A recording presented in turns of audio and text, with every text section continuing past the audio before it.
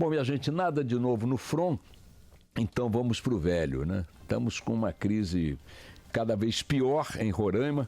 Tivemos conflitos aí, ataques de brasileiros a venezuelanos, na sequência de uma tentativa de assalto a um mercadinho numa cidadezinha Pacaraima, né? Quase na fronteira ali com a Venezuela.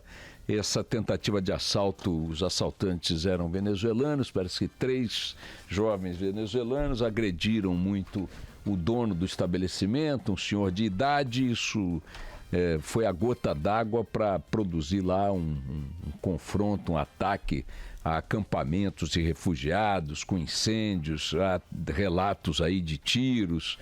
Enfim, aquela coisa que a gente sabe, quando falta feijão, todo mundo grita e ninguém tem razão. A repercussão desse episódio, embora a imprensa brasileira tenha tratado pouco dessa repercussão, foi muito grande na imprensa internacional.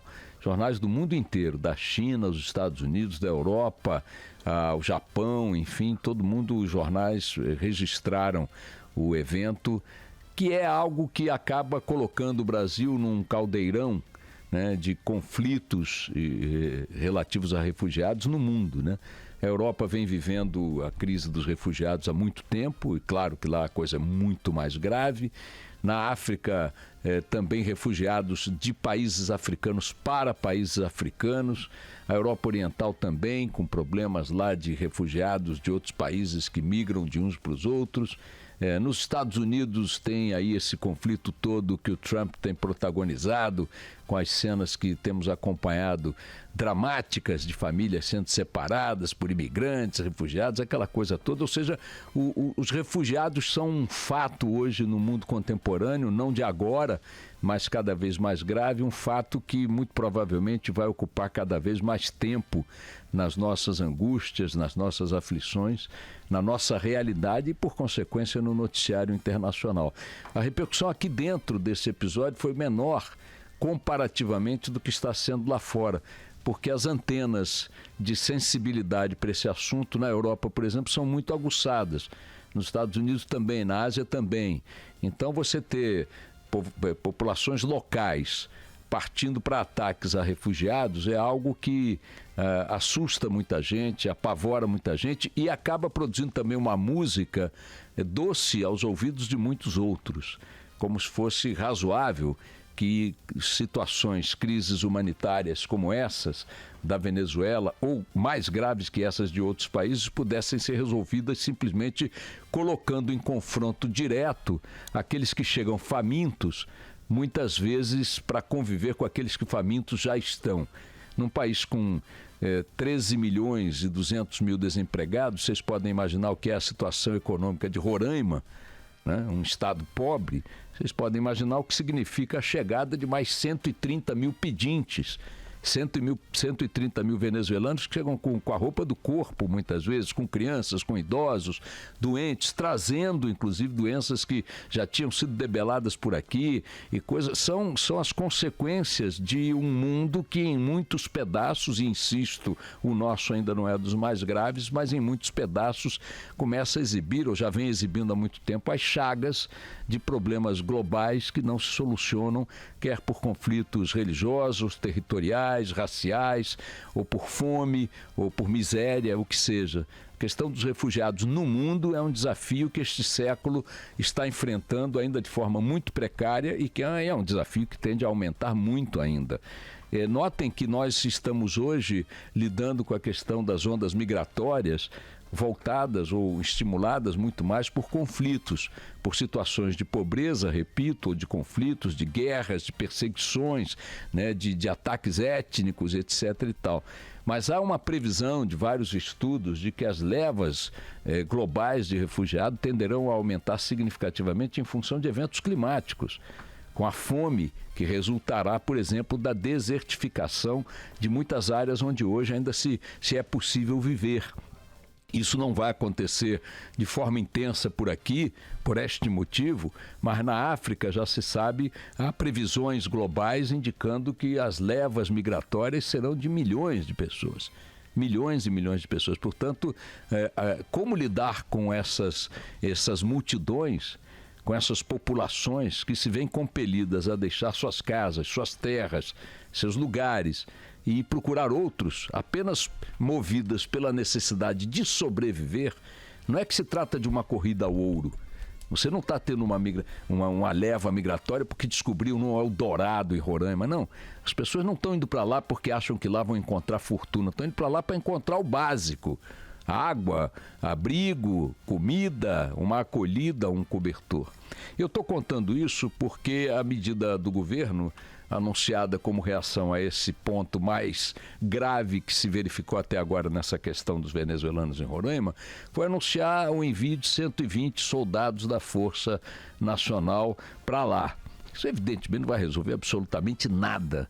Nada. O problema dos venezuelanos em Roraima é um problema nacional, não é um problema de Roraima, e não é sequer um problema só brasileiro. O Brasil tem que procurar a OEA, tem que procurar a ONU para encontrar maneiras de conseguir apoio, recursos inclusive dessas organizações, para poder dar enfrentamento adequado a essa crise humanitária. No plano internacional, tratar de aumentar a pressão sobre o governo Maduro para que lide com o problema que ele está produzindo, sem entrar no mérito. Para quem acha o governo Maduro uma maravilha, não tem problema. Tem muita gente que acha o governo Maduro vítima do imperialismo, vítima da Colômbia. Não importa. Vamos supor que Maduro seja o cara mais sensacional do mundo e seu regime seja o mais sensacional do mundo. Ok, manda esse regime mais sensacional do mundo tratar do problema dos refugiados que estão chegando em Roraima. Já são 130 mil. Se considerar o que já fugiu para a Colômbia, são centenas de milhares. Então é preciso que esse regime maravilhoso resolva o problema dessas pessoas. Porque poderíamos dizer que o regime Maduro é uma ditadura comunista, ok? Muitos acham que é isso, ok. Mas a ditadura comunista faz fugir os ricos, né? Os ricos desaparecem. Os poderosos do regime, do sistema anterior, desaparecem. Mas quem está chegando em Roraima não são os poderosos de nenhum tempo. São os miseráveis, são os pobres venezuelanos que chegam, repito, sem comida, sem remédio, sem abrigo, sem nada. A crise é humanitária. E 120 homens da Força Nacional de Segurança definitivamente não significam nada para lidar com esse problema. O problema tem que ser nacionalizado num sentido mais amplo da palavra e internacionalizado na medida do possível das ações que o Brasil possa desenvolver junto a organismos internacionais para pedir ajuda, reforço material, reforço financeiro, equipes, tudo que possa ser necessário numa crise como essa, assim como vemos esse mesmo tipo de mobilização lidando com as ondas migratórias para a Europa ou mesmo dentro da própria África, que são mais graves que a nossa, é preciso, claro, reconhecer, é evidente que são, mas aqui a coisa está aumentando de gravidade. E não se pode esperar que a aproximação de um polo negativo desencapado com um positivo desencapado, e nem estou dizendo quem é um, quem é outro, isso aí é curto-circuito. Achar que a população miserável de Roraima não está no limite da sua resistência em relação à população miserável que está chegando da Venezuela é uma bobagem. Achar que pode fechar a fronteira pura e simplesmente, como quer o Bolsonaro, como pretendeu aí uma decisão da Justiça acolhendo o pedido da governadora do estado, é bobagem. O Brasil não pode voltar as costas a quem o procura nessa situação. E também não se pode entregar essa conta a um estado pobre e a uma governadora que, de fato, não tem condições de enfrentá-lo. Então, olho nesse troço, hein? Olho nesse troço, porque a possibilidade de começar a surgir conflitos como esse de sábado e produzir consequências muito mais graves, por sorte, nem foram graves. Poderia ser uma tragédia. Nem foram. Não tem cadáver nesse conflito. É um milagre. É um milagre. Mas vai aparecer. Mas vai aparecer se não for feito nada, né? Importante chamar atenção para o fato de que o Exército tem ficado meio isolado ali no tratamento do problema. Quem está cuidando disso com um pouco de consequência, basicamente é o Exército, com apoio de algumas ONGs e tal, construindo acampamentos minimamente humanizados, né, com recursos ali para abrigos. Estão colocando também em outras iniciativas, não do Exército, uma espécie de um container que dá para dormir, mas não dá para ficar durante o dia por causa da temperatura interna. Mas isso é melhor do que nada. O fato é que quem tem feito alguma coisa ali com um mínimo de racionalidade, um mínimo de humanidade, de organização é o Exército. Mas ele sozinho também não vai resolver nada, não. Há um razoável grau de tensão entre os chefes militares que estão cuidando desse assunto e o conjunto das autoridades que não estão abrindo os olhos para a gravidade e para a dimensão do problema. Indo de um carnaval para o outro, ontem à noite o Canal Livre exibiu uma entrevista com o presidenciável, ou vice-presidenciável, como queiram, Fernando Haddad, do PT. Durante pouco mais de uma hora, a Mônica Bergamo, o Eduardo Oineg, o Fernando Mitre e eu entrevistamos o candidato formal a vice-presidente na chapa de Lula, mas evidentemente será o candidato do PT à presidência da República. Ele abordou vários assuntos, vou me fixar aqui em alguns pontos bem gerais. A pergunta sobre o que ele fará se for eleito e Lula continuar preso. O Haddad descartou a ideia de conceder um indulto a Lula, dizendo que Lula não quer ser indultado. Não respondeu quando eu perguntei sobre que ele não quer ser indultado por Temer, certamente. Não quererá por um aliado que está na presidência e que chegou a ela pelo voto direto? Essa pergunta ficou meio perdida ali na confusão da discussão e ele não respondeu especificamente esse ponto. Mas insistiu muito de que Lula recusa a ideia do indulto, supondo que poderá reverter a sua condenação e sua prisão nos tribunais superiores brasileiros e nos fóruns internacionais. O PT, Lula, o Haddad, enfim, estão apostando muito que o clamor internacional que eles supõem crescente, inclusive em função dessa última manifestação aí de um comitê da ONU favorável à candidatura de Lula, eles acham que esse movimento internacional tende a crescer, foi o que o Haddad falou ontem, e haverá a criação de um ambiente em torno da decisão judicial no Brasil que favorecerá Lula de alguma forma. Na questão da ética, corrupção e tal, bateu rapidamente naquela tecla que já tinha sido defendida por Manuela Dávila no mesmo Canal Livre. Parece que a questão da corrupção, as candidaturas de esquerda não querem tratar desse assunto como um foco central. O discurso é de que isso é um pressuposto, de que a ética é um pressuposto na vida pública e, portanto, não há o que concentrar nessa discussão porque isso é uma premissa e tal. Passou, tangenciou. Sobre a retomada do desenvolvimento, do crescimento, emprego, geração de emprego.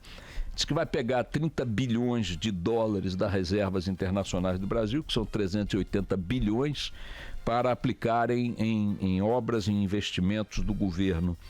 Corte de gastos, não foi nem um pouco favorável à ideia de corte de gastos como foco central de sua gestão, preferindo contrapô-la ao crescimento da arrecadação. De que forma crescer a arrecadação? Entre outras coisas, vai tributar pesadamente os juros bancários. Dentro do raciocínio de Fernando Haddad, os juros impedem investimentos, dificultam a economia, os bancos atuam como serrote, que ganham quando cortam para lá e quando cortam para cá, diz ele, ganham na crise e ganham nos momentos de prosperidade do país, os lucros dos bancos, segundo ele, são escandalosos, e ele vai criar um mecanismo, disse ele que já está pronto no programa dele, os bancos que cobrarem maiores juros pagarão tributos progressivos em função dessa política. Chegou a dizer, não me lembro se no ar ou fora do ar, porque 2 dos 5 bancos que controlam 80% da oferta de crédito no Brasil são bancos públicos estatais, o Banco do Brasil e a Caixa Econômica. A Dilma Rousseff tentou colocar esses dois numa liderança de queda de juros e não deu certo. E ele disse, não me lembro se saindo já do estúdio ou na entrevista, que os bancos estatais, no que diz respeito a esse aspecto, são iguais aos privados, não ajudam a política de enfrentamento dos juros. Fez críticas ao governo Dilma, na forma como conduziu a economia, desonerações, isenções e tudo mais, não aliviou criticamente o governo Dilma e finalmente, quanto a ser um poste, foi perguntado como ele se sentia sendo visto pelos adversários como um poste de Lula, ele disse que se confrontarem o currículo dele com os demais candidatos, o apelido não cola. Foi uma entrevista, portanto, que você pode ver, está na página da Band na internet, se você quiser ver a entrevista ou rever, tá bom? É isso, vamos tocar o barco.